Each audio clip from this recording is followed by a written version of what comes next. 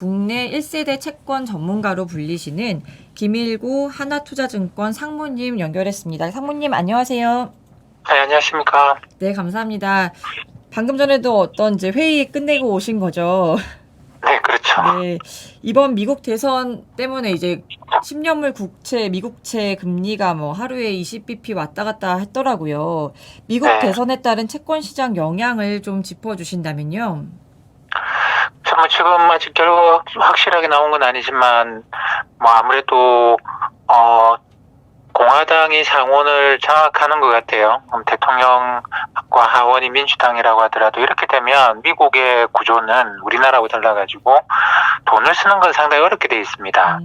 돈 쓰려고 그러면 대통령과 하원과 상원이 합의를 해야 되는데, 그렇기 때문에 이제 그동안 채권 시장에서 국채금리가 꽤 많이 올랐는데, 미국 같으면 10년짜리가 0.5 정도 있다가 0.9까지 올라갔다가 어제는 꽤 많이 떨어졌거든요. 그 말은 뭐냐면, 바이든 후보가 여러 가지 돈 쓰는 공약을 했지만, 대규모 경기 부양책에 2조 달러의 친환경 이런 이야기를 했지만, 공화당이 상원을 갖고 있는 이상 이거 못할 것 같다 이런 식의 생각 때문에 장기금리가 꽤 많이 떨어졌던 것 같아요.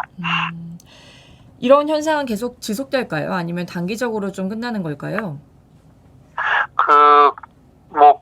이런 현상은 일반적으로 그렇게 할 수는 있어요. 그러니까 지금 분위기는 정부가 힘이 없다. 정부가 할 수 있는 게 없을 것이다. 미국의 경우에는 요즘 같은 경우는 특히나 이게 공화당과 민주당 사이의 갈등 구조가 좀 골이 깊어서, 그리고 서로 간의 정책 사이에 정치적인 스펙트럼으로 보게 되면 간극이 굉장히 커요. 그래서 서로 간의 의석을 갖고 이제 서로 간에 좀 타협하고 이럴 수 있는 여지가 좀 많이 없습니다.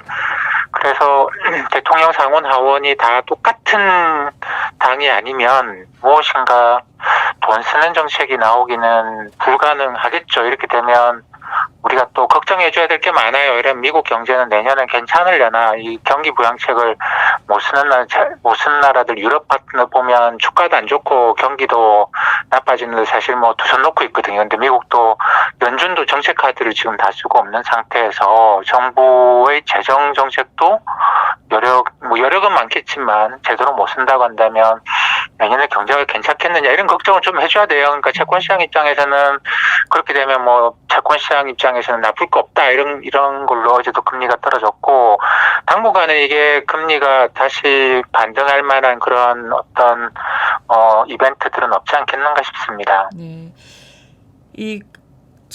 그 증시에도 사실은 이번 대선이 미친 영향이 클 텐데요.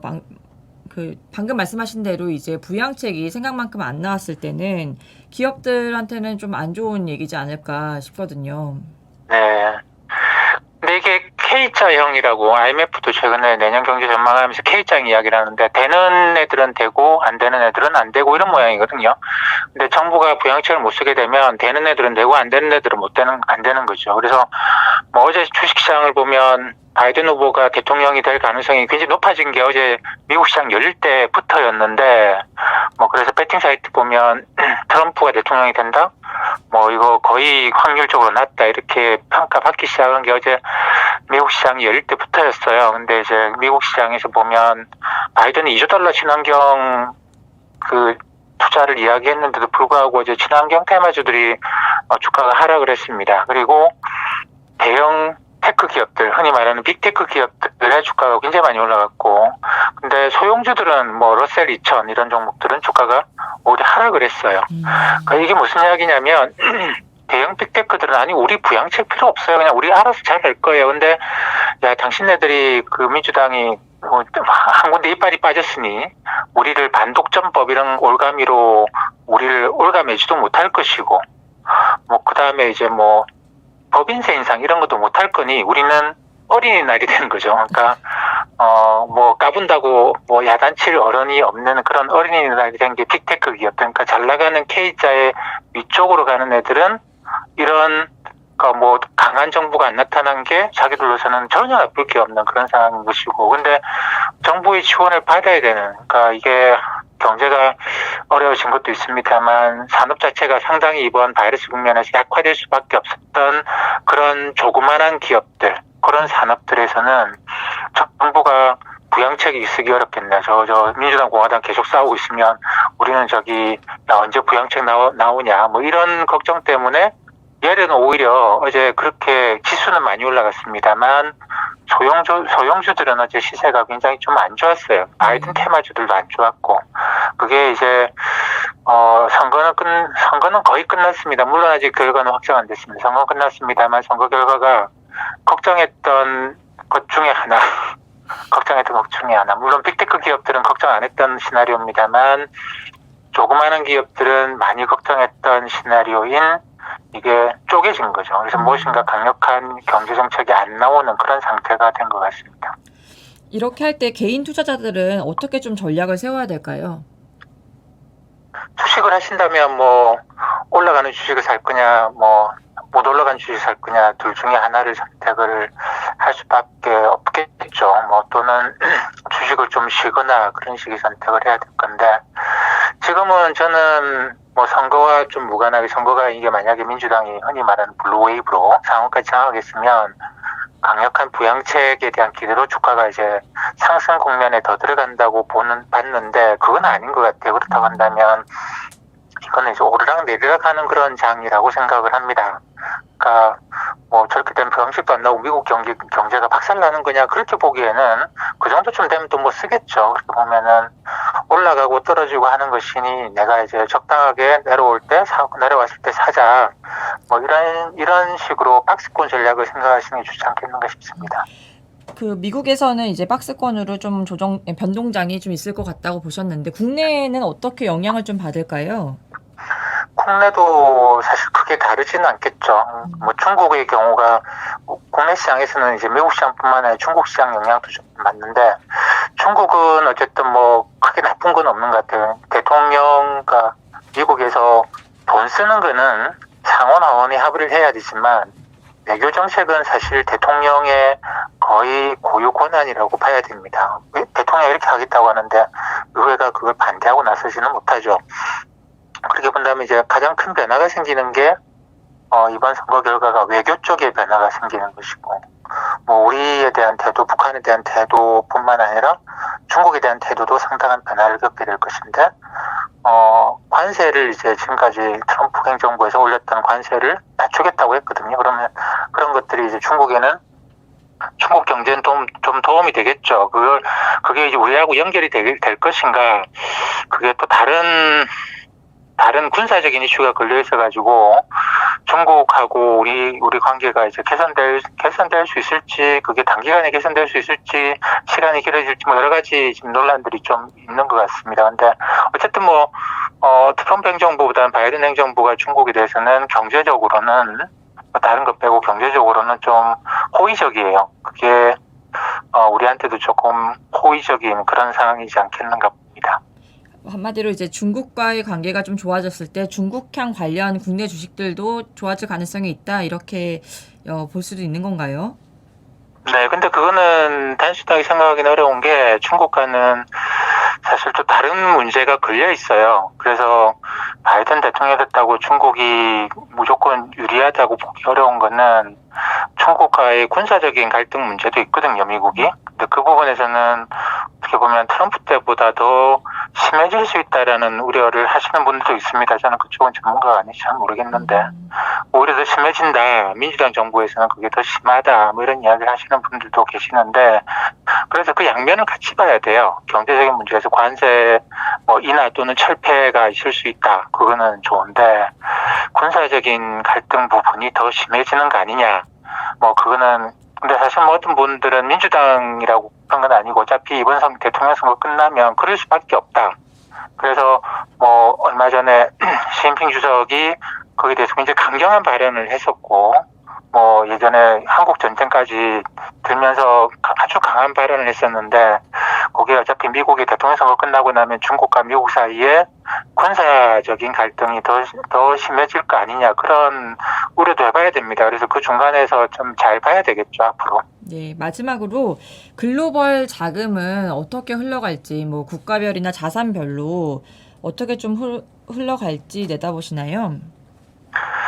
지금은 이제 전 세계적으로 보게 되면 미국은 좀 경제적으로는 안전한데 비싸고, 유럽은 상당히 경제가 악화되고 있는 중이고, 많은 신흥국들도 버티기가 그렇게 오랫동안 버티기가 쉽지 않아 보이고, 근데 중국은 뭐 경제도 어쨌든 망가지진 않았고, 그다음에 최근에 채권 시장 개방을 진행하고 있거든요. 그러면서 돈들이 중국으로 들어가는 것들이 꽤 많아요. 그래서 월스트리트는 중국에 눈독을 들이고 있고, 그래서 월스트리트는 이제 어떻게든 바이든 대통령이 돼서 트럼프는 중국에 대한 투자를 자꾸 막으니까 바이든 대통령 돼서 중국에 대한 투자를 풀어주면 좋겠다고 했는데 뭐 그 바람대로 된 것 같아요. 그러니까 그거는 사실 하원 상원의 동의가 필요하고 이런 영역은 아니거든요. 외교 쪽은 뭐 대통령이 결정할 수 있는 거기 때문에 이렇게 보면은 이번에 뭐 월스트리트가 중국에 투자하는 그런 게 대폭 확대될 수 있는 그런 길은 열렸다고 봐야 될 것 같고, 중국으로의 그러니까 중국도 지금 너무나 채권 쪽에 자금 유입이 필요해요. 중앙은행이 돈 찍어서 인플레이션 유발하면 언제 막을지 모르는 그런 상황이 되는 것이고, 해외에서 돈이 들어와서 좀 이런저런 거 채권을 사주면서 기업들의 자금이 들어가주면 좋겠다라는 게 지금 중국의 딱 경제 상황이거든요. 근데 이 월스트리트가 이제 그쪽으로 눈독을 들이고 있는 상황이고, 그래서 앞으로 아마 그쪽에 자금 흐름이 꽤 많아지지 않겠는가 생각을 합니다. 중국 채권 시장으로 자금이 좀 가고 있다 말씀하셨는데 중국 증시로도 자금이 좀 쏠려갈까요? 있다고 봐야 되겠죠. 근데 조심해야 될 거는 중국에 대한 투자자들이 생각을 바꿔야 돼요. 옛날처럼, 야, 중국 사람들한테 콜라 하나씩만 팔도 그게 얼마냐? 그거는 아닙니다. 이제 뭐, 화장품 하나씩만 팔도 얼마냐? 그거 아니에요. 중국의 경우에 그렇게 만만한 시장 아닙니다. 근데 그거는 영업하는 사람들은 그런 식의 생각을 당연히 하죠.